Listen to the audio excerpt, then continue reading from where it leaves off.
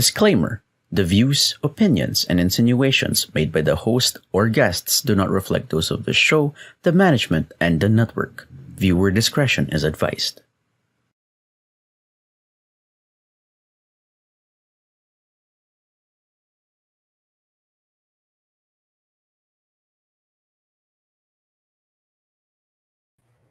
Broadcasting beyond borders, the message of the truest tribe of coaching entrepreneurs and independent service providers from the Philippines.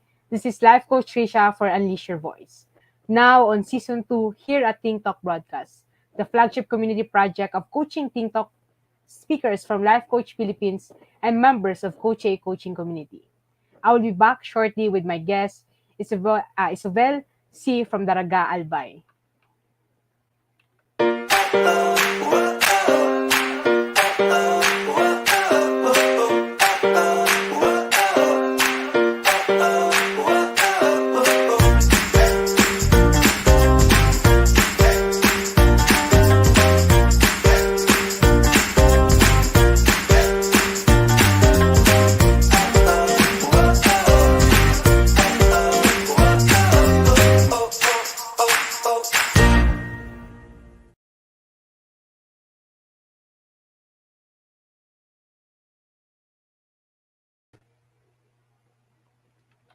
Welcome to the live streaming of Unleash Your Voice, airing every Saturday at 8 p.m.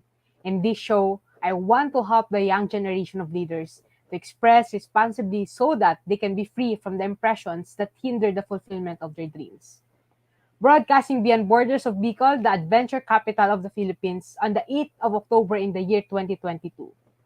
I am Life Coach Tricia from Life Coach Philippines. I am a certified co-actively co-create life and mental health coach. I am a Master Builder Apprentice of Master Coach A, and our mission is to build tribe as we help your unstoppable dream come true. I am the creator and founder of Express to Dream Big Again coaching community, and my mission is to create a safe space for you and for the people that matters to you. Express as you journey on the freedom to choose to stay alive and to dream big again. Our mission here at Ting Talk Broadcast is to get closer to our kindred and serve better our coaching tribe. We envision being the go-to network for the content that connects the heart, mind, and soul through the platform of life coaching. And by serving in this digital space, the change that I want to see is for the young generation of leaders to become more responsible on how they choose to express themselves and how they choose to respond to everything around them. So for tonight, let's dive deeper at conversation on paano ba yung own ways natin of expressing ourselves also help and allow other people to start expressing themselves. And also the challenge is, paano din ba natin sisimulan na makapag-express tayo para makapag-unleash tayo ng more love in our space and to become the voice of safety. So for my guest for tonight, meet Ysovel Sy. Sy is an entrepreneur and the owner of Charms by Vel, a recent artisan and an active volunteer for various organizations, and she makes handcrafted personal accessories that fit everyone's personality. So together, let's welcome my guest for our guest tonight, Ysovel. Ayan. Hello, good evening, Coach Trish. Ayan, sige, Ysovel. So bukod dun, how would you like to introduce yourself tonight? No? Now, alam namin na you're a recent artist and at the same time, you've been part of different organizations here in Bicol. So, hi everyone. My name is Glenelyn Ysovel Sy. So, I let people call me Vel. I'm 22 years old and I'm a fresh graduate of marketing management. And I am a business owner, a resin artisan, and I make handcrafted resin items that is usually personalized. And my focus is creating and preserving memories of my clients to cherish forever. And apart from that, I am also an active volunteer for various organizations all around Albay. Ayan, no. So, Isobel, you've mentioned na you're a fresh graduate from a marketing course, no? And bukod doon, you're a recent artist, no? So, and sinabi mo din kanina before tayo mag-start, no, may work ka na ngayon. So, my question is, paano mo sila pinagsasabay-sabay or paano mo binabalance yung time mo dun sa mga bagay na gusto mong gawin right now? Well, when I started my resin business, it was in the midst of the pandemic, so I was studying. So the resin business started as a hobby. I wanted to look for a space na magiging comfortable ako and happy amidst what was happening. Kasi during those times, my mental health was deteriorating kasi syempre we were cooped at home and I had no one to talk to. Our friends, we could only see them online. So I tried to look for a hobby, and that's how I found resin. So when the business started to flourish, I had to learn how to manage myself, my time, and so given that I'm very passionate of what I do for this hobby and business that I have, I give myself like time blockings on what I have to achieve. So I organize the schedules of what I have to prioritize first, and then what will I do during my free time and whatsoever. So with the schedule that I have for work, luckily I have a flexible job, so I can schedule my things all around. I can have different schedules per day, and so I give myself time on when I will put my schedule on when I will make my resin crafts, and then the time that I will have for work, and then other time for like my social life and volunteer works. Ayan, very interesting, no? Parang nahanap mo kasi itong hobby na to during pandemic, no? And it become your outlet, Isovel, para mas ma-express mo yung sarili mo at the same time, uh, para mas mabawas yung focus mo, yung stress, di ba, na nararamdaman mo about pandemic, the stuff in school, and it really help you a lot para makapag-cope up ka right now sa mga bagay na gusto mo din gawin. Napakaganda, no, na hindi lang siya naging way ng pag-express mo or hindi lang siya yung ginagawa mo mag-express ka para makapag-express ka, but you also do that para matulungan mo din ibang tao para makapag-express sila. Like, minsan, di ba you've got page, Charms by Vel, and dun yung mga taong nag-i-inquire sa'yo para makapag-express sila ng gratitude to people na gusto nila bigyan ng regalo na gawa mo, no? So, how does it feel, Isobel, na yung etong craft na tong natutunan mo is hindi lang siya para sa'yo, but also to the people na mas gusto nilang mag-express ng gratitude or love to other people na importante sa kanila?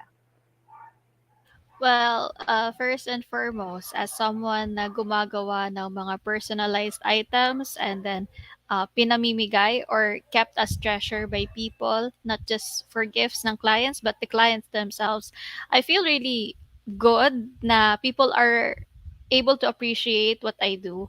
And what I appreciate the most about the business model that I built is that nagkakaroon kami ng connection with my clients kasi I try to embody their imagination and put it into a reality.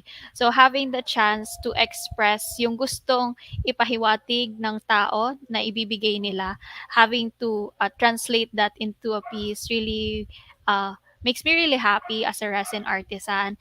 And then at the same time, I know that it gives me a chance to showcase the talent and the skills that I have as an artist, and then yung creativity ko din. So I'm really happy that people learn to appreciate and showcase yung nagagawa ko, like given the chance that my products hindi lang siya in Albay nakakarating. I also was able to put my products nationwide na din, and I had clients who brought their items to other countries such as UAE, the States. So given that I feel really successful in some sort na nagagawa ko yon with just a mere hobby that I learned during the times that I was really down. Ayan, no? And hindi siya normally na napapakinggan namin sa Isabel, yung mga story mong ganyan, and how do you start dito sa recent artist mo, no? Ay, pagiging recent artist mo at the same time, yung mga achievements mo, no? Like, hindi man siya nakikita, but this time you're able to really express your own story kung paano mo siya hinahandle din yung ganitong business, no? So, before tayo mag-continue, I just want to greet yung mga nanonood nating coaches, no? We've got Coach Lacey who's watching from Japan, no? Thank you, Coach, for joining us tonight. We've got also Coach Tin. So, Coach Tin, maraming salamat din po for joining us tonight, no? And I'm sure yung mga friends natin, friends mo, Isabel, they're gonna watch later, no? So, feel free lang to comment, and at the same time, if may tanong kayo kay Isabel about paano niya ginagawa tong recent art, and at the same time, paano yung nakakatulong sa kanya mag-express, just drop the comment in the comment section below po. Ayan. So, and Isabel, as we continue our conversation for tonight, bukod sa pagiging resin artist mo, no, I'm really parang curious ako. Ano pa yung ibang way mo right now para makapag-express ka ng sarili mo? Well, aside from the art that I do, I am a very vocal person. So oftentimes, my form of expression talaga is I tell people, or at least there are different types of languages to express yourself to people. So depende sa tao, there will be people that I will directly communicate through words. There will be people that I will communicate through actions. And then there will be people who you will communicate through bonding, to like presents and gifts. So it really depends upon the person, yung personality nila, and how yung connection namin on how I will express myself to them. Just like when you have different circles of friends, iba yung how you will say it to a certain circle of friend, iba din yung sa isang circle of friend. So my form of expression would really depend upon the person or the people that I'm talking to. Ayan, so one of your way on how you express yourself is verbally, no? Like through words. And it depends on paano din sila nag-express sa'yo. So, Isabel, eto, question ko lang sa'yo. Bukod sa recent artist, no, di ba nakakapag-express ka doon? Paano mo nalalaman if nakakapag-express ka na doon na certain person na kausap mo? Or paano mo siya na-measure o paano mo nalalaman na finally, I mean, nakakapag-express ako. Pero may mga, di ba may mga moments kasi nahihirapan tayo mag-express, no? Ito lang yung parang mga, mas nagiging aware ka na nakakapag-express ako dito sa tao na to. Ano yung mga bagay na yun? Well, for me, pag nakakapag-express ako sa tao is that parang dire-diretso lang yung sinasabi ko. Oftentimes kasi when you're not really that comfortable of sharing what you have, you would try to parang i-rephrase mo siya, pag-iisipan mo pa yung sasabihin mo. Pero when you're really comfortable with the person you're talking to, you would just speak your mind. So oftentimes when like padalos-dalos lang ako magsalita, kumbaga, walang censor, as we would say it. No censor of what I will say. I know that I am comfortable talking to the person, pero if I have to like paraphrase it or put it into like either nicer way, it means that I have my reservations on how I would express myself to a certain person. Yan, no? From your own sharing, Isabel, no, napakaganda din siya na sinabi mo, like, from a very vocal person din, na may mga pagkakataon na padalos-dalos ka lang padalos-dalos mo nasasabi yung mga words kahit hindi mo siya intentional sabihin, no? And it's very important na maging aware tayo na sometimes meron tayong mga ganito na mga situation. And paano ba hinahandle yung sarili mo? Like you've shared na hindi mo na kailangan i-rephrase yung mga kailangan mo sabihin kapag comfortable ka talaga dun sa taong kung saan kanino ka mag-express. Okay, sabi din ni Coach Nord, so we've got Coach Nord nanonood tonight. We've got also Romulo and Coach Rizal. No? So sabi ni Coach Nord, speak your mind. Ayan. So yun from your sharing, no? And since you are a business owner din right now, Ysovel, how is expressing helping you? Like, paano ba yung business mo ngayon mas nakakatulong na mag-express ka? Well, yung business ko, I think mainly ang naitulong niya on my expression is yung confidence ko. Although I would define myself as someone who is confident, it definitely boosted myself on how I present better to people, especially when it comes to clients. Dati kasi I often talk to students lang. As a former student leader, doon ako comfortable eh. Pero as someone who has been running a business for over 2 years, naging comfortable ako to talk to professionals and to discuss projects and collaborations. And so through that, mas nag-improve yung interpersonal skills ko with people through learning the ropes of doing business. Ayan, no, napakagandang like you know na nakakapag-express ka na, but because of this business na ginagawa mo, Iso, mas nakaka-develop din siya ng more skills sa'yo. And hindi lang siya like self-expression, hindi lang siya self-confidence, but it's more on about how you can improve more as a human being, as a business owner, at the same time, paano ka din makakatulong sa iba para makapag-express. So, napakaganda siyang sharing, Iso, and from that, no, yung mga bagay na ginagawa mo right now, it really helps you to really, like mag-open siya ng maraming opportunity sa'yo. Like, yung may mga pagkakataon na hindi mo inimagine yung sarili mo na maaabot mo to, but right now, nandun ka na ngayon. And from that, kind of thinking, no, Ysovel, or kind of thought, no, Ysovel, ano yung mga bagay na dati never mo inimagine na kakayanin mo right now, but kinaya mo, and patuloy mong kinakaya? Well, siguro when I started the business, I never really thought that it would really succeed. Nag-start kasi ako, it was just a mere hobby. And then when I was trying to, I was already spending money. Noong una, I was really down kasi I did not see the sales there. So, syempre, may parang pain akong nafe-feel doon. But later on, after a few months, nag-succeed siya. And then, I think, halo din ng luck aside from the skill that I have. I was able, like,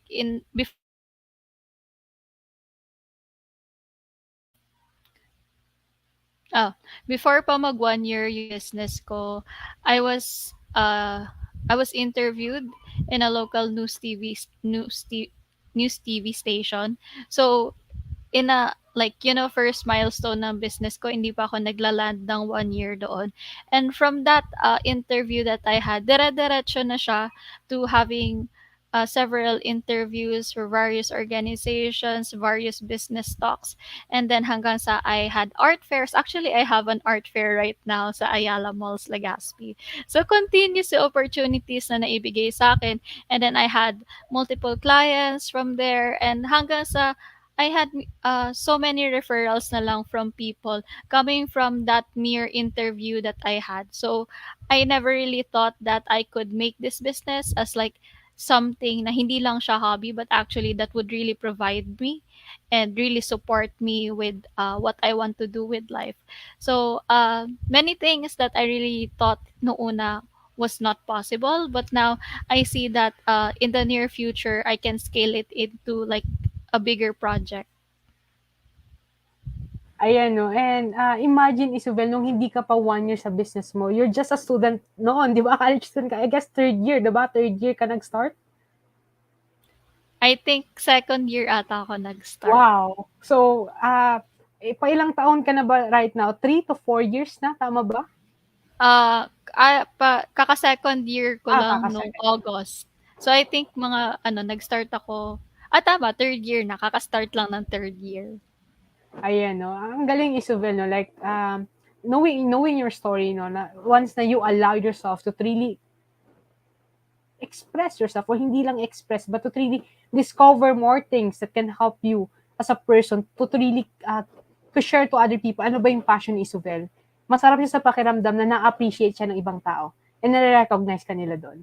Ayan, no? So sabi ni, meron din, dito din si Coach Dean and Master Coach Jasmine, thank you for watching us. No? Sabi ni Coach Dean, ang galing, congrats Isabel. No? So they are celebrating your win din, Isabel. And I'm really happy to know that your story, no? I mean, hindi ko siya, I guess that time, okay, alam ko na feature ka sa news and everything, but hindi ko na-imagine na wala ka pa palang 1 year nun sa business mo. No? Napakagaling and very, parang masarap siya ikwento right now kasi nararamdaman mo yung emotion and you can feel the progress all through those years na pinagdaanan mo. No? One thing na question, kanina nagsastart ka magkwento, sabi mo may mga pain doon kasi hindi ka kumikita ng una. What keeps you going, Ysovel, dito sa business na to? Well, I think the thing is that I'm a person who really likes to learn. And so with learning kasi you will encounter many mistakes. That's the process. With business, when oftentimes natatanong ako ng students with their NTREP subject, kung ano daw ang kailangan ng isang business person, ang lagi kong sinasabi is you have to be hungry to learn and you have to love the process. With leadership din, natutunan ko that you have to love every step of the process. And so it goes the same with business na hindi laging masaya. Many times, marami kang may experience na malungkot and panghihinaan ka ng sarili mo. But I learned that going through those struggles and then hurdles with life in general, not just in business, it really makes you stronger. It really makes you better. You learn new things and you learn how to handle yourself and then the surroundings that you have. And so with what I've learned through those things is that kaya ko. So oftentimes when I go through a problem, I just think of the many times that I've thought before na hindi ko kaya, but I survived many things. And so with business and life in general, I keep into mind that every challenge or every hurdle that I go through life, especially when I make mistakes, there is like a certain learning that I will get from there, and then I can use it in the future. Ayan, oh, ramdam na ramdam ko yung happiness mo, Isu, habang kinukuwento mo siya, like, yung smile mo is all throughout habang sinishare mo siya, no? So, ayun, nakita ko si tita nanonood. Hello po, tita. Thank you for joining us tonight. Sabi niya, proud mom here, no? Ayun, very supportive sa'yo si tita, no? Ayun, I guess I'm really happy din na makita si tita nanonood tonight. Hindi ko alam kung nare-remember niya po ako. If ako yung, tita ko po yung isang mga nag-explain sa inyo kung bakit late po umuwi si Isu galing sa training dati. But, ayun po, and we've been growing together then at the same time we've been ayun, parang masaya din na makita din ng mga taong kasama natin nag-journey dati, Iso, na eto na tayo right now. We've been pursuing the things na mahal natin at the same time tinutulungan tayo mag-express, no? From your sharing, Iso, like na-share mo dun yung you're always in, parang nag-invest ka dun sa new learning para mas ma-improve ka as a human, dun sa business na ginagawa mo right now at the same time, kung paano ka mas makakapag-express. So, ano yung mga, like, hindi to alam ng karamihan, no? Kasi usually ang pinopost mong videos is gumagawa ka ng resin, no? So, what kind of investment yung nilagay mo dito sa resin art mo, Iso, para mas, like, parang mas mag-grow pa siya at the same time, mas marami ka pang magawa? Well, first and foremost, syempre money. The business and the art itself is really expensive. So I really invested a lot of money into it. And then at the same time, I put time. Kasi it's a skill that's why it's expensive. Yung business kasi it's skill based. So I have to continuously learn. I have to continuously improve what I know. And so pinag-aaralan ko siya. So, through those learnings, may failures ako, may mga failed projects ako. So, ginagastusan ko siya ng pera, ginagastusan ko din siya ng oras.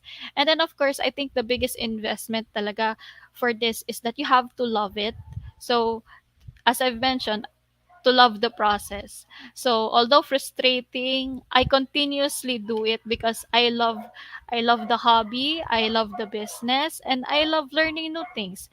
So continuously I invest all those all those three things together para continuously mag-grow yung business, continuously ako mag-grow as a person, and so forth. Ayan, no, coming from a businesswoman, no, napakagandang pakinggan, Iso, na hindi siya madali at the same time, itong mga bagay na ginagawa mo is it take you a lot of time para makarating ka kung asan ka right now. And like yung money na ini-invest mo, yung learnings, and yung tiyaga mo talaga, yung patient mo. Kasi alam ko matagal siya gawin, no? And it really takes you a lot of love and dun sa bagay na ginagawa mo para makapag-produce ka din ng, like, ma-appreciate mo din ng ibang tao. And at the same time, you've always mentioned yung trust the process na hindi porket hindi siya nag-work at first time, titigil ka na. Like, you need to really continue doing the things that you really love. Like, at first, hindi naman siya mag-work, but kapag alam mong mahal mo yung bagay na ginagawa mo and alam mo yung value kung bakit mo siya ginagawa, ipagpapatuloy at ipagpapatuloy mo siya. No? Napakaganda siya pakinggan from a young entrepreneur at the same time, young professional right now, Iso. Kung gaano mo pinaglalaban yung bagay na ginagawa mo right now and how you are sharing those things sa mga people na nakapaligid sa'yo. And from that, Iso, no, like, you've mentioned yung mga different struggles mo, yung frustrations sa pinagdadaanan mo. I want to ask you, sino-sino ba yung mga taong nagsusupport sa'yo right now? Siyempre, first and foremost, yung mom ko, always been the supportive, pinaka-supportive above all. And then, siyempre, family, friends. I have several talaga, different friend groups who continuously support me. And from, ayun, mentors, kayo, Ate Trish, and other people from Reforma, former student leaders, and friends I've made along the way. Siguro yung main support na binibigay nila sa akin is just supporting the business itself by just sharing a post. So that has definitely helped me. And then Through those actually, yun lang, simpleng pag-share lang ng post has really helped my business. In all honesty, yun lang ang hiningi ko sa friends ko when I started, is that you don't have to buy from me, you just have to share it. Kasi in a marketing perspective, I always told them that if you cannot buy from me, at least share my post so your networks would see it. And that strategy has worked. And continuously, ginagawa pa rin yun ng mga friends ko and family. So, I give my thanks to everyone who has continuously supported me in my journey. And hanggang ngayon, tinatangkilik nila. Ngayon, bumibili na rin sila. So, yun. Ayan, no, napakaganda ng story mo, Iso. Like, like sabi mo, they started just sharing your post, no? But right now, mas bumibili na din sila and they appreciate the things that you do. And sabi mo, number one support person mo is your mom. And ramdam namin siya tonight, Iso. Nanonood din si Tita. Ayan, nagko-comment din siya. So, thank you for joining us tonight, Tita, no? And at the same time, masaya kami that we are able to really know yung story ni Ysovel dito sa business niya. And bukod doon, yung paano ba siya nakakapag-express and nakakatulong sa ibang tao, no? And sabi ni Coach Tin, no? Sabi ni Coach Tin, if you can't buy from me, at least share it, no? Napakaganda din siyang practice, Isobel. At the same time, you will know who are the person na nagsusupport sa'yo right now, no? And bukod doon, Iso, ano yung emotion na naramdaman mo nung kinukwento mo siya sa amin na, eto yung mga taong tumulong sa akin and this time, bumibili na din sila ng mga arts ko. How does it feel, Iso? Well, I feel happy. Pero somewhat, ano din siya bittersweet din kasi talaga yung experience when it comes to support. Kasi oftentimes, noon pa lang siguro nababasa ko na siya that sometimes the people you expect to support you, they don't really support you. But I've learned along the way to accept that not everyone will be there for you, especially when you're starting out. But I'm really happy that I found people who continuously supported what I wanted to do, what I wanted to showcase. And so I'm very grateful for the people, yung, lalo na yung mga pumaligid sa akin na tao, especially during those times that I was not feeling great. They continuously boosted my confidence and reassured me that I'm more than capable of facing yung struggles ko and then being able to get over whatever it is that I am going through. Ayan, no? And thank you for sharing with us your story, no? I'm sure yung mga friends and families na manonood ng dito or nanonood na sila ngayon, they will be feel loved by your message, Isobel. And by being able na, kahit hindi mo sa kanila sasabi verbally na, thank you na share niyo yung post and everything, I believe they will be ma-appreciate nila yung mga shinare mo tonight and yung mga message na shinare mo, no? So, and we've got question here, Iso, like, you made a decision to go into a business early. What can you tell the young people out there to encourage them? Well, tatanong sa akin what to do when you want to start a business. So, share ko lang, I actually started doing business at grade 3. So, at a very young age, hindi ko, no one really taught me how. I just did it. So, nag-continue siya. And so, from a perspective talaga na since grade 3, nagtitinda talaga ako. Ang share ko lang is just start it. Simulan mo lang siya. Kasi from what I learned, a business does not have to be perfect. You just have to start it. Kasi doon mo matututunan on how you will manage it. And apart from starting your business, you really have to love it. Yung, kumbaga, what you will do today, tomorrow, and in the future, titingnan mo siya on a long-term perspective. Like, gugustuhin ko ba to in the next few days, few months, few years? And so when you do a business, you have to think long-term and you just have to start it. Because aiming for perfection, maraming opportunities kang mamimiss kung aantayin mong maging perfect ka kasi wala namang perfect na tao. And with business, hindi ka ever magiging perfect kasi even the big business moguls, somewhat they failed, somewhat nagkaroon sila ng losses. And so when you're going to start at business, especially when you're at a young age, go for it na lang kasi hindi mo alam kung anong mangyayari sa'yo if you just don't do it. Kasi we see it with people who succeeded. You had Steve Jobs, you have Mark Zuckerberg. They did it lang naman eh. They weren't really sure of what will happen, but they did it. And so To people who want to start their business at a very young age, don't let your age hinder you, especially oftentimes when they say bata ka pa. Um, don't let it stop you. You just, as long as you know na kaya mo, go and pursue it. Ayan, no. I really love what you shared, Isabel, that when you are starting with a business, hindi mo kailangan maging perfecto. You just need to, magsimula ka lang. And from that, matututunan mo din i-handle yung business mo, or it's more likely you will learn from your own experience. And yun yung best lesson din. And parang hindi ka kagad mag-give up dun sa mga mistakes mo. Kasi wala naman na perfect na tao. Like, let's express ourselves with our own imperfect ways, kumbaga, parang ganon. And at the same time, as we allow ourselves na magkaroon tayo ng mistakes, we also allow ourselves na para maging, maramdaman natin na tao tayo. Na hindi tayo robot, hindi tayo susunod lang sa society na kailangan ka pa nag-express ka, lumabas ka ng business, kailangan perfecto. Kasi you shared names like Steve Jobs, yung mga businesses nila, hindi naman talaga ganun ka-perfect. Like, they started then from learning from their own experience. And from that, no, they meron sila mga tinatawag issue na isa din sa mga natutunan ko is mental models. Yun yung mga bagay na kind of thinking or thought process kung saan nila, kumbaga, mas sinay kung paano magiging successful yung business nila. Like, meron kami tinatawag issue na natutunan ko din, i-share ko lang sa sa'yo tonight, yung 10,000 experiment rule. Like, we've got 10,000 ways para mas experiment natin yung mga bagay na gusto nating gawin.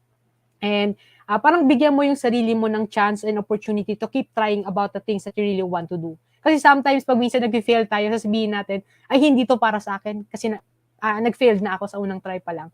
But you are telling us tonight na kahit magkamali ka sa first try mo, basta gusto mo yung ginagawa mo and you see the value of the things that you are doing, continue ka lang. Kahit hindi perfect yung ginagawa mo, keep learning and keep giving yourself a chance na matuto doon sa mistakes mo. Ay, parang hindi mo ialaw yung sarili mo na ma-stuck doon sa mga mistakes na yon. So, ayan, Iso. And for our viewers, no, magkakaroon lang po kami ng short break. And doon sa short break, Iso, mag-iiwan ako sa inyo ng question, no.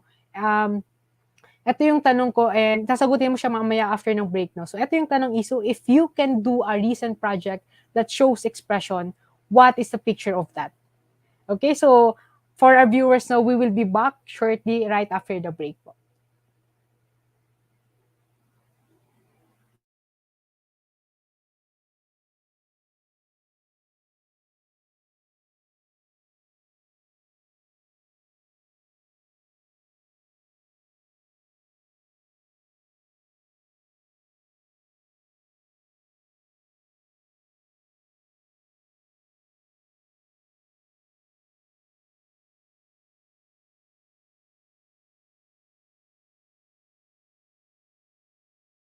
Ayun, so before pala, dun I just want to recognize to the people na, and to our friends na nanonood tonight, no.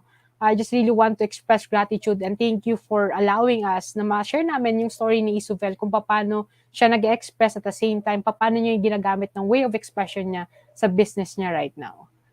Ayan, and I want to invite you, magkakaroon po kami ng mental fitness marathon this coming October 10 at Calamansi app, and magkakaroon po kami, that is a 24-hour marathon as we celebrate the Mental Health Day, and we're gonna talking about different topics that will tackle about mental health. No? So I'm really excited to share with you the different topics that we'll be talking about. So one of the topics na i-share po namin is we're gonna talk about the relationship and trauma.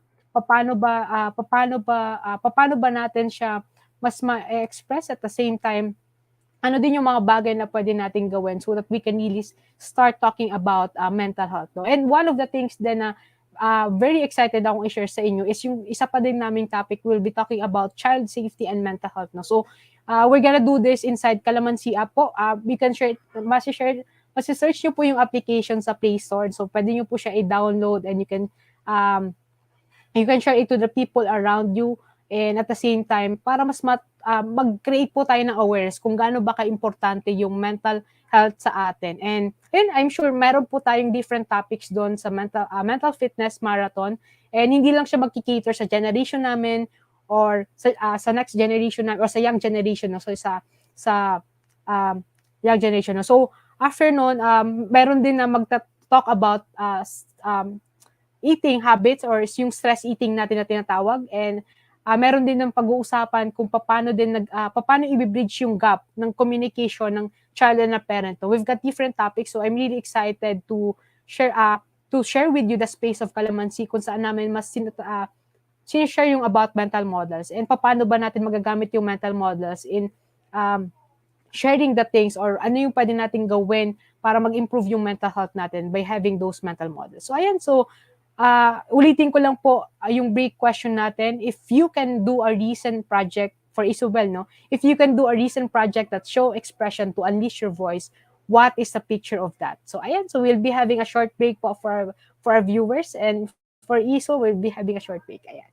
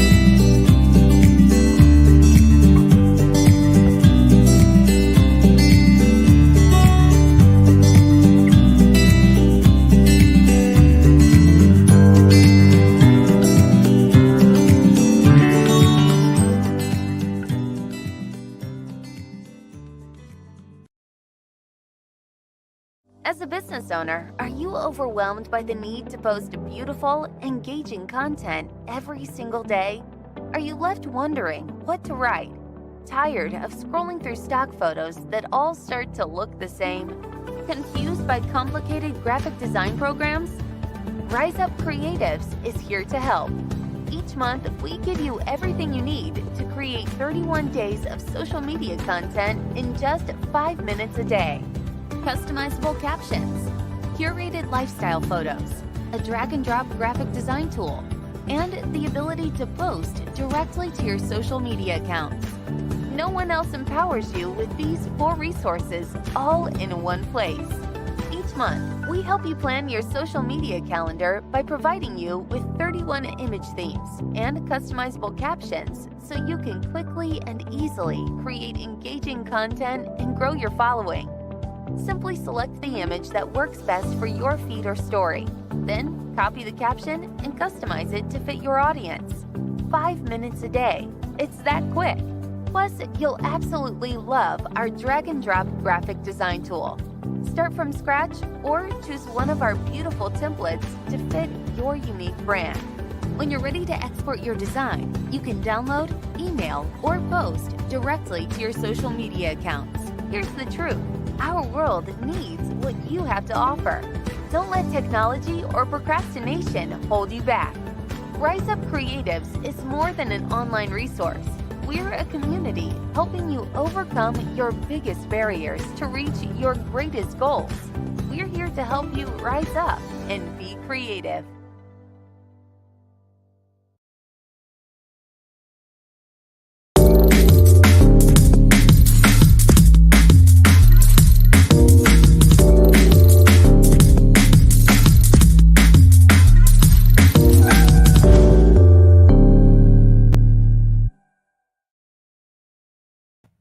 And we are back for the second part of our 23rd broadcast of Unleash Your Voice, brought to you by DCAP Cup Republic, the coaching hub of Life Coach Philippines, and our home as professional certified CACC life coaches.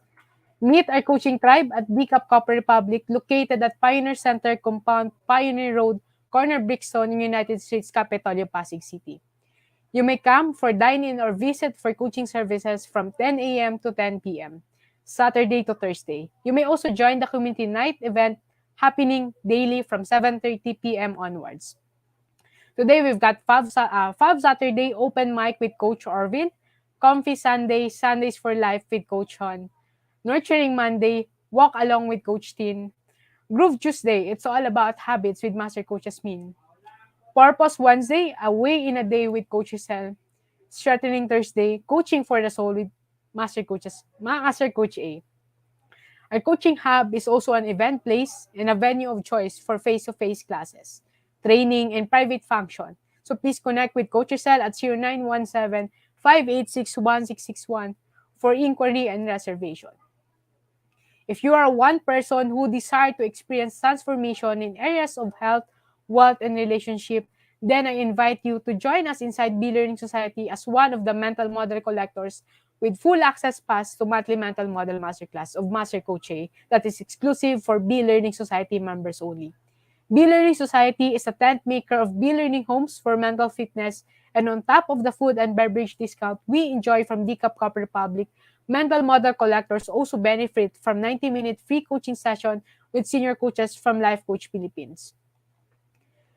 Ting Talk broadcast is powered by Rise Up Creatives Worldwide, the social commerce turnkey solution provider that helps entrepreneurs and business owners to leverage the power of content marketing to provide value, improve engagement, and increase revenue with the investment of just 5 minutes every single day. Visit www.riseupcreatives.com to learn the benefits of lifetime members like me and discover how you can rise up and be creative in your growing your business. Ayan, so we are back for the second part of the 23rd episode of Unleash Your Voice. So yung as we wait, no, I just want to invite again Iso to join me here in screen, and as we are very excited kung paano ba sasagutin ni Iso yung tanong natin kanina na if you can do a recent project that shows expression to unleash your voice, what is the picture of that? Ayan. So ready ka na ba, Iso, to share with us yung sagot mo dito sa question na to?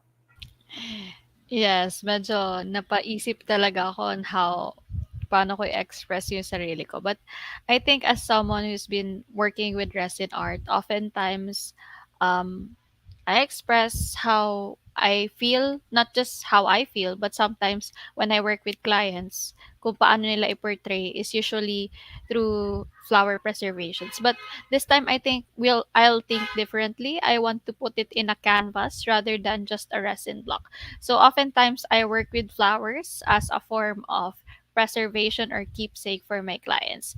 And so with flowers, I know that uh, every flower has its different meaning. It expresses differently. So every arrangement that we do, it's something that showcases what we feel and what we want to show.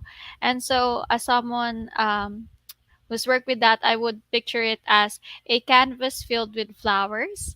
Uh, More likely, I would like to put a lot of colorful flowers, such as sunflowers, roses, tulips. They're my favorite kinds of flowers, and then other dried flowers that I have because I think having such a canvas, kasi you can put it in display. So if I would make such, pwede ko siya makita every time, and it would signify, I think, the process of the business that I've had, having colorful flowers, also dull flowers, kasi it's not always rainbows and sparkles with business. And so with such a piece that I would make through a canvas with preserved flowers having different colors, it gives me an insight that this is how far I've come, coming from starting with keychains. Now I'm going as big as canvases, flower blocks, and maybe in the future I do bigger projects. So that is how I would want to express myself, through a canvas filled with preserved flowers and resin. Ayan 'no, napakagandang, imagine yung kind of art that right now is, but yung tanong ko is, yung kind of art na yun na like, yun yung way mo para mas ma-express mo yung, ma-unleash mo talaga yung boses mo. That is a gift for yourself 'no, like gagawin mo siya para sa sarili mo din, ayan. So, ngayon Iso na-clear sa atin na these are the things that help you to express yourself. Ngayon ile-level up natin siya. So, when we talk about unleashing your voice, ano yung mga bagay na or what are the different voices yung meron ka right now na kaya mo siyang ma-identify? Like ano yung iba't ibang boses na meron si Ysovel? I think meron na confident na Ysovel, may Ysovel na frustrated, may pagod na Ysovel, and then Ysovel na naguguluhan. So I think most of the time yun yung mga feeling, usually nafi-feel ko and nakikita ng mga tao sa akin. So, makikita siya on how I would respond. Oftentimes, when I'm confident, mahaba ang conversation namin. When I'm frustrated, napaka-negative na lumalabas sa akin. When I'm tired, really short replies. And then, kapag naguguluhan, I think oftentimes, parang hindi mo sure kung anong gusto kong isagot, if it's positive or negative. So, parang kahit ikaw, pag kinausap kita, maguguluhan ka din on what I really want to show. So, I think people who are close to me often communicate with me. Ayan, makikita nila on the different levels of feelings that I have on like a daily or weekly basis. Ayan, no. And right now na na-identify mo na kasi easy yung way mo na para mas ma-express mo yung sarili mo, mas na-share mo na sa kanila. I mean, mas na-unleash mo na yung boses mo kahit magkakaiba yung emotion na meron ka. Like you've shared with about yung frustrated ka, yung magulo ka, like negative. Ngayon kasi na parang you're aware about kung paano mo siya na-express, which is through verbal and written art, no? Mas na-empower yung sarili mo, na i-unleash siya. Hindi ka natakot na kahit sabihin na natin na baka i-judge ako ng tao na to kapag in-unleash ko yung boses ko, hindi ka natakot kasi you know kung ano yung value kapag na-express mo yung mga emotions na yun. And it's very important na ma-release natin yung emotion and thoughts natin. Kasi kapag masyadong marami ng thoughts na sa mind natin, no, doon nangyayari yung frustration natin. No? It's really important to have someone, at least kahit isa lang, ma-communicate natin yung sarili natin, ma-unleash talaga natin yung sarili nating boses. No? Kasi most of the time din, meron din tayong, yes, very expressive tayong tao, pero it doesn't mean na yung sariling boses natin yung nasi-share natin sa kanila. So, kailangan din tayo maging aware doon. No? So from that issue, marami kang na-share ng mga different kind of bosses na meron si Ysovel. Like, you shared with us yung description, especially kapag maiksi ka mag-reply, kapag maggulo din yung pag-unleash mo ng boses sa kanila. So right now, Iso, meron pa bang boses na hindi naririnig ng karamihan na parang siguro let's say si Ysovel pa lang yung nakakarinig nito or few people pa lang sa space mo nakakarinig nito? Ano ba?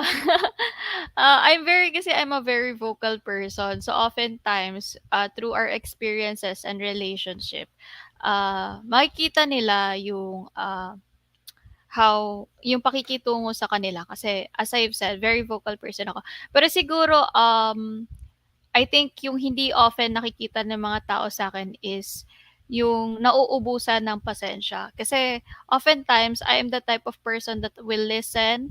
I'm not one to tolerate. Pero, kumbaga, I try to understand what people go through. So, as much as I don't like what they're doing, I try to think of a bigger picture or the reasons why people are doing such things.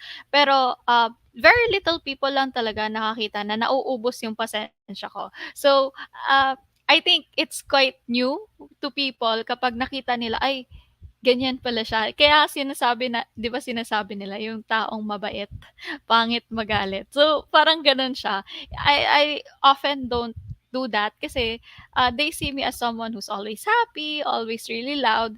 So, people don't really see such expression from me unless it's a really serious case or case that really would affect other people. So, yung part of me na pinagagalitan yung iba, nagagalit or nauubusan yung pasensya, hindi siya often makikita to people na parang acquaintance lang or people na not so close.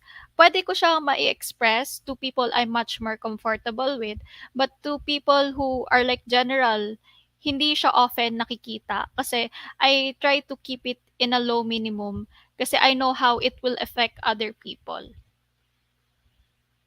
Ayan, no, like, yun din isa sa mga pinaglalaban ng Unleash Your Voice, Iso, na hindi sapat na makapag-express ka or hindi sapat na ma-unleash mo lang yung boses mo ng basta-basta. You need to be responsible kung ano, paano mo siya i-express at the same time, paano mo siya ibabahagi sa ibang tao na kapaligid sa'yo and how it will affect other people, no? So ngayon, Iso, you've shared with us yung boses na hindi ka karaniwang na nakikita or na-experience sa mga tao na kapaligid sa'yo, no? One of my question dun is, so how do you handle yourself kapag nahihirapan ka mag-unleash ng boses mo? Ano yung mga bagay na ginagawa mo to make sure na maging responsable ka pa rin dun sa gusto mong i-unleash, no? Or i-share sa kanila? Well, from what I've learned is that don't do things irrationally when you have high and very low emotions. From what I've learned, when you're really happy or you're really sad, iba yung thinking process mo. So, kapag nagagalit ako, um, I try to pull myself away from the situation kung face to face, and kung virtual lang, I try to get out of that conversation, i-mute ko muna for a while until I cool myself down. Kasi I think oftentimes kapag parang sinasabi natin ura-urada, like we do things irrationally, hindi natin napag-iisipan or pinangungunahan tayo ng emosyon. Iba din kasi yung effect niya sa on how we say things, on how we do things, and how it will affect people. It will be really different unless you're like in your normal uh emotion na very ano lang, nasa middle ground ka lang. So when I experience things such as being so happy or being really sad, as much as possible, I try to keep it to myself first until I've calmed myself down, and then sure na ako na okay, stable yung gagawin ko, and it won't affect other people, may it be especially negatively. Yun ang pinakapangit kasi is that when we do things out of emotion, nakakaapekto tayo sa ibang tao, and I don't want that happening kasi we're not sure on yung relationship natin with other people, kung ano mangyayari in the future when we do things na irrational tayo. Ayan, no. That's how you become more responsible on unleashing your voice, no, Iso. And thank you for sharing with us, no. I'm sure maraming matutulungan yan na parang, oo nga, no, it doesn't mean kahit negative yung emotion na nararamdaman mo, kailangan maging negative din yung pag-unleash mo ng boses mo or pag-express mo sa kanila. And that's one thing na kailangan din natin mas maging aware kasi sometimes the way natin ng pag-unleash ng voice, malaking impact din siya na meron dun sa taong nakaka-receive ng sharing natin or yung pag-express natin sa kanila, no? At the same time, those are the moments na kailangan din natin maging responsable, hindi lang as a business owner, but also a friend, part ng family, and at the same time, especially sa mga younger nakapatid mo, no, Iso, na parang, okay, so parang yun din yung magiging reason kung bakit nila makikita yung importance ng pag-unleash ng boses responsibly. Hindi siya yung bastang, okay, ito yung emotion na nararamdaman ko, so ganito yung dapat yung pag-express ko sa kanya or pag-unleash ng boses ko, no? And it really help a lot of people na to become more aware na, nga, no, so meron din palang ibang way para mas maging maayos, tawag doon, mas maging maayos yung pag-unleash ng boses natin. So tonight, Isu, no, we've been talking about your expression na kailangan aware tayo, ano may mga different ways na meron tayo ng pag-express para kapag nag-unleash tayo ng mga ganitong emotion or in-unleash na natin siya using our own voice, hindi tayo mahihirapan and clear sa atin kung bakit natin siya kailangan i-unleash. Kasi bukod sa natutulungan niya tayo, natutulungan niya din yung mga tao nakapaligid sa atin na who's been nai-interact natin or yung mga taong nanonood sa atin o kahit siguro sabihin natin at first hindi ka pa nila ma-approach or nahihiya sila, at least they know na ganito pala yung ito pala yung tamang pag-unleash ng boses, no? At the same time, it's very important that before ka mag-unleash ng boses mo, you know yung different ways mo na pag-express, ano ba yung responsableng way and mas maayos na way para ma-share mo yung story mo, no? It's very, napakalaki ng share mo sa amin tonight, Ysovel, no? Like as a business owner, as a daughter, no? So si tita nanonood tonight, and as a sister din, as a friend. So, yung mga bagay na yun is ginagawa mo siya hindi lang para sa business mo or hindi lang para sa sarili mo, but you see the importance kung bakit siya importante din sa taong nakapaligid sa'yo. And from that issue, no, ano yung message or using your own voice issue tonight, like lahat ng boses na meron ka, ano yung gusto mong i-unleash na message para sa young generation at the same time dun sa mga taong nanonood sa atin tonight? I think the message that I have is live the present. There are plenty of things oftentimes, especially in my generation, masyado kaming mapag-isip ng future. We plan things ahead. We want to do this. We want to do that. That oftentimes we forget to experience being young, experience being a teenager, being a college student. So, to people out there, even those who are younger or older than me, I want you to uh, live the present, experience life, and don't be too cooped up on the current situation that you have, because there's a lot of things that we can discover, we can learn, and the world, we have a big world out there. Go and discover it, live life to the fullest, and always make sure that the things that you will the things that you will do today, the future you will thank you for.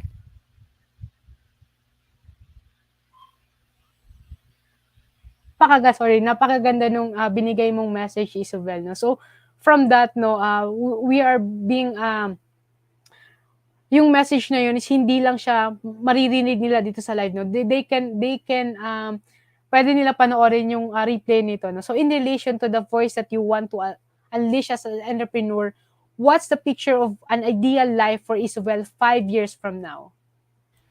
Well, 5 years from now, this is what I've been saying since I was in college. 5 years from now, Isabel does not have to work for anybody else. Isabel will be the boss. Isabel will continuously do business, not just resin, possibly other ventures as well. And Isabel will continuously live life to the fullest and experience many new things. So, as an entrepreneur, I want to scale my business further. I want to meet more people, do more projects and collaborations, and possibly, meron na akong sariling shop, meron na akong branch, and then hopefully other business ventures would continuously happen, and that I can call myself a full-time entrepreneur by then. Ayan, and we're excited to journey with you, Isabel, with your dreams, no, at 5 years from now. And it really feels great na mapakinggan na, okay, ito yung naabot ko right now, but it doesn't mean hanggang dito lang ako. There's a lot of things that might happen, and these are the things that I want to do in the future. At the same time, masarap sa pakiramdam na hindi lang siya nasa mind mo, but you are sharing to the people around you, especially dito sa live, no? Dito sa community natin, Isabel, you are sharing to the different people na there's a lot of things that I can do to make it possible. And masarap sa pakiramdam na proclaim natin siya na 5 years from now, eto na ako. And like, masarap sa pakiramdam kasi naririnig siya ng brain na eto yung pwede pang mangyari as long as naging responsable ako sa mga bagay na ginagawa ko, and mas tinitake ko talaga yung mga steps na kailangan kong gawin. No? So, bukod doon, Isovel, no, before natin i-end yung episode natin for tonight, what else can you do para bukod doon na nakakapag-unleash ka na ng boses mo, what else can you do to promote love and safety sa space mo right now? Well, for me, it is to continuously embrace people. So, oftentimes, I would get messages from people that I don't really know. And although strangers sila sa akin, I want people to know that I am someone who they can be comfortable with na mag-share, especially to those students out there, kasi coming from a background of like student leader, marami sa mga pinagdadaanan ng mga students ngayon, pinagdaanan ko rin. So, I know what they're feeling, and as a young adult, I can't comment on that much pa kasi kaka-start ko lang. Pero definitely, to further uh, help people to unleash their voices as well, I want them to be able to get into a conversation with me, share things that I think it's a privilege for me to hear certain experiences from people. And so to embrace people, accept them for who they are, and to continuously have a relationship through conversations, through sharing experiences, and giving my feedback or giving my sentiments to what they want to share to me, I think that would help me continuously help people around me, and continuously help myself expose myself to people that I can continue my journey with life with. Ayan. And very grateful ako sa tonight, Isabel, and congratulations to all your wins, no, dito sa journey mo as a businesswoman, at the same time for allowing other people to really help them to see the importance of self-expression and the importance of unleashing their own voice, like to really share the story, the things na pinagdaanan nila before talaga ma-reach nila yung mga bagay na to. So, ayun, just want to, before natin end yung conversation, no, nanonood din si Kuya Howard. No, thank you for joining us tonight, Kuya Howard. And sabi naman ni Tita, God bless all your works and endeavors, anak ko. So, ayun, masarap sa pakiramdam, no, na yung mga parent natin is, they see, they understand and they see the importance of the things that we are doing, no. It's very important din na, like, bukod dun sa story mo, Iso, na-witness namin yung gaano ba kalakas yung impact na nandun yung yung parents mo, yung family mo, yung friends, and your support system is kasama mo sila dun sa journey mo. And like sabihin na natin na, yes, sa'yo yung business na yun, but it doesn't mean na kailangan mo maging mag-isa doon sa journey na yun. So, I'm really, just extend ko lang yung gratefulness ko dun sa mga taong sumusupport kay Ysovel and supporting about this show. No? Maraming salamat po at the same time. Tuloy lang yung pag-unleash natin ng boses kahit mahirap or uncomfortable siya as long as we understand the value of the things that we are doing. So, ayun, maraming salamat, Ysovel, for sharing your story tonight and at the same time, unleashing your own message for tonight. I'm sure more than one people yung kayang matulungan ng message mo for tonight. And panoorin mo ulit yung show na to and you're gonna hear yourself and you're gonna be proud of it. You really did great tonight, Ysovel, and thank you so much for saying yes and blessing our community with your own story. Ayan, and for everyone, thank you for supporting Unleash Your Voice, and whether you are joining us live or watching on a replay, please do leave a comment to share your thoughts and insight. Please don't keep us a secret. Help us serve more people by circulating the link of this video. So ayan, Ysovel, I'm gonna meet you at sa backstage, no? And we're gonna wrap up this episode, and at the same time, I just want to express another, I'm grateful for you tonight, and maraming salamat for sharing your own story. Alam ko hindi siya normally nakukwento mo, but you're brave enough na ma-share siya and ma-unleash yung boses mo tonight. So ayan, see you at the backstage, Ysovel. And as I close, I like to speak to all the young generation who are the unsung heroes of the global workforce. There is a lot more competition in the working world today than there used to be 10 years ago, and there seems to be a never-ending need to stand out from the crowd that is tirelessly in pursuit of success. But with the reality of great resignation comes the great opportunity for every worker to start building wealth and becoming their own version of CEO, even while still being employed full-time. We invite you to embark on a journey of becoming a coaching entrepreneur like us. So connect at 0917-586-1661 and map your success as a certified co-actively co-create life coach. CACC certification program is a CPD accredited course with 40 credit units. CACC course includes a 21-day web-based learning with lifetime access, a 3-day live coaching bootcamp with Master Coach A, and a 3-day live virtual business bootcamp with senior coaching team.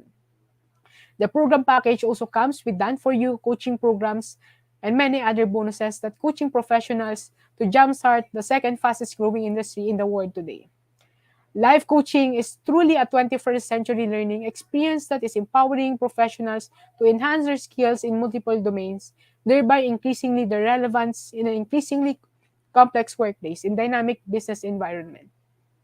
Call Coach Rizal now at 0917-586-1661 to join the live coaching bootcamp on October 15, 22, and 29 for our online learners.